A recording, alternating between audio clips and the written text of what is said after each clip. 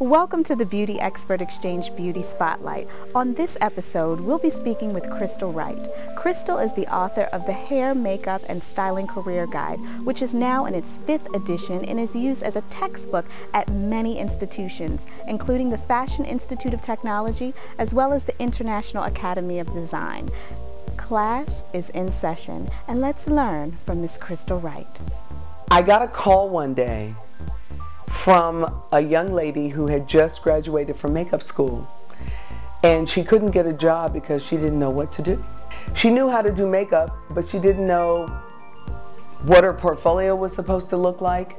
She didn't know what to put on her resume. She didn't know how to present herself.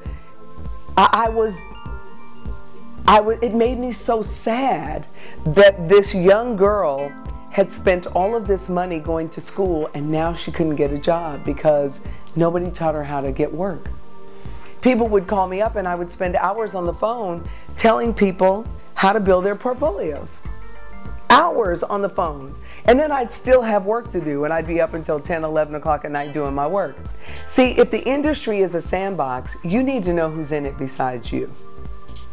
You need to, if you're a makeup artist, you can't in a conversation say, I don't know who Sam Fine is. I don't know who Sharon Galt is. I don't know who Billy B is. I don't know who Pat McGrath is.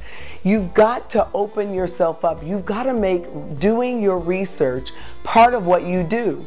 One of the things I always say is if you stay ready, you don't have to get ready.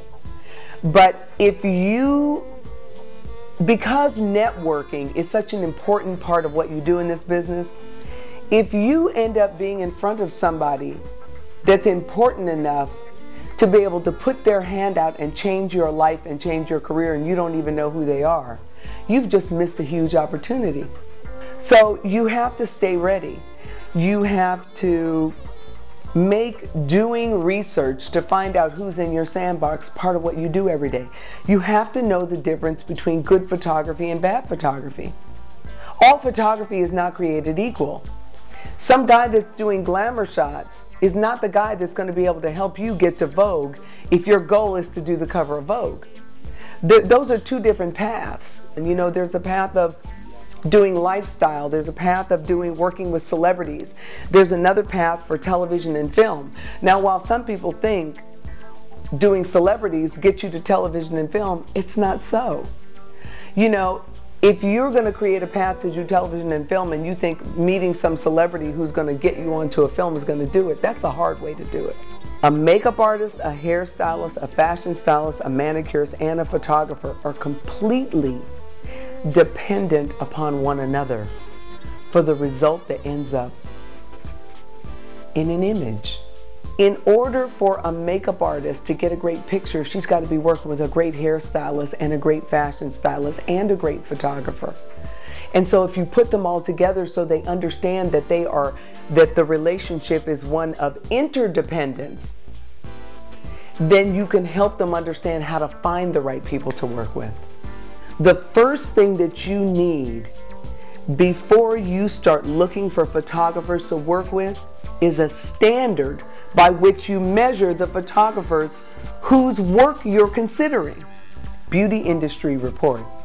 What hair and makeup artist shouldn't be getting beauty industry report so that they can keep up with what's going on in their industry?